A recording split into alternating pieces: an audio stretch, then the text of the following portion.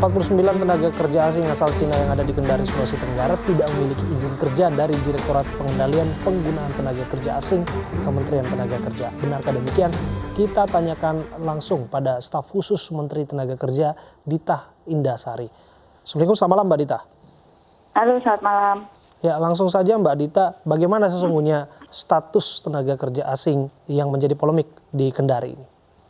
Iya, berdasarkan pemeriksaan kami langsung ke lapangan, kita menurunkan 2 orang dari pengawas ketenaga kerjaan datang ke lokasi di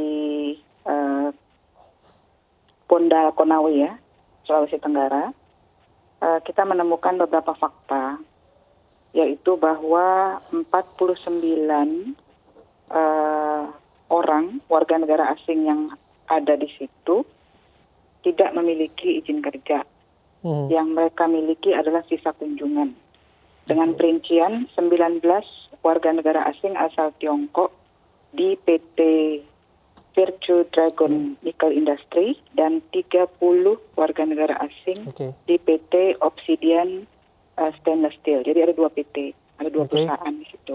Artinya singkat kata Mbak Dita, ini tidak bisa diperdayakan di kantor tersebut? Tidak bisa, mereka tidak punya izin kerja. Semua warga negara asing yang mau masuk ke Indonesia dengan tujuan bekerja harus punya izin kerja. Dan mereka ada di lokasi kerja, lokasi perusahaan. Kalau alasannya adalah magang? Undang-Undang 13 Ketenagakerjaan tidak mengenal istilah magang bagi tenaga kerja asing. Karena juga di undang-undang ada kewajiban alih teknologi kan, dan alih pengetahuan dari tenaga kerja asing ke tenaga kerja lokal. Kalau magang kan itu sudah bertentangan dengan kewajiban alih teknologi. Jadi kami tidak mengenal istilah magang. Oke, artinya di sini dalam catatan kita garis bawahi bersama ada pelanggaran yang kita tangkap dari korporasi ini. Iya, jadi perusahaan memang kita sedang mengumpulkan berbagai bukti baik dari observasi maupun interview ke semua pihak yang terkait di sana, terutama dari WNA-nya.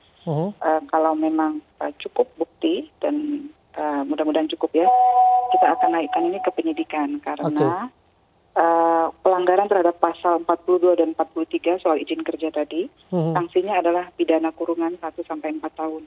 Pasal 185 Undang-Undang 13. Jadi pegangan kami itu. Oke. Lantas akan bagaimana masa depan dari 49 TKA yang sudah terlanjur masuk ke Kendari dan harus dikarantina sementara untuk memastikan kondisi kesehatan mereka? Iya, jadi yang pertama kita sudah perintahkan supaya mereka dikeluarkan dari lokasi kerja. Karena mereka kan bukan pekerja, mereka WNA. Nah, setelah dikeluarkan dari lokasi kerja, kita sangat berharap dukungan dari Pak Gubernur, ya, pemerintah daerah, agar mereka bisa ditempatkan di karantina, ya, terpisah dari lokasi perusahaan untuk kesehatan dan keamanan. Mbak Dita, bagaimana sesungguhnya sikap Kementerian Tenaga Kerja dalam akses masuknya TKA ke negara kita dengan kondisi negara kita saat ini sedang berperang melawan pandemi corona? Iya, jadi per 5 Februari Kementerian Tenaga Kerja sudah membekukan seluruh izin masuknya tenaga kerja asing. Jadi kita tidak melayani pengajuan izin tenaga kerja asing untuk masuk bekerja di wilayah NKRI. Nah, terkait 2 perusahaan ini, kita sudah membekukan layanan juga untuk mereka sampai sampai kasus ini selesai. Oke, ini dari semua negara yang masuk dalam daftar endemi atau seluruh negara? Semua negara. Jadi kita tidak keluarkan izin.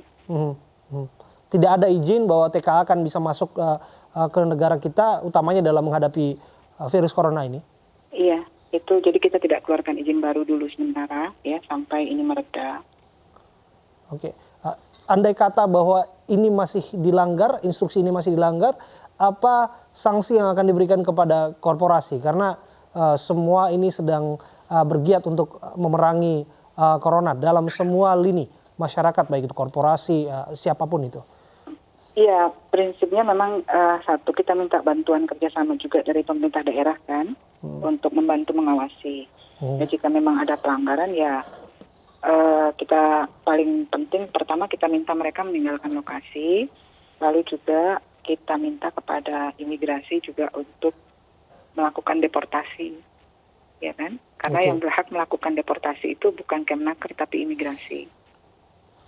Jadi memang ini kita kerjasama yang baiklah antar semua instansi pastinya.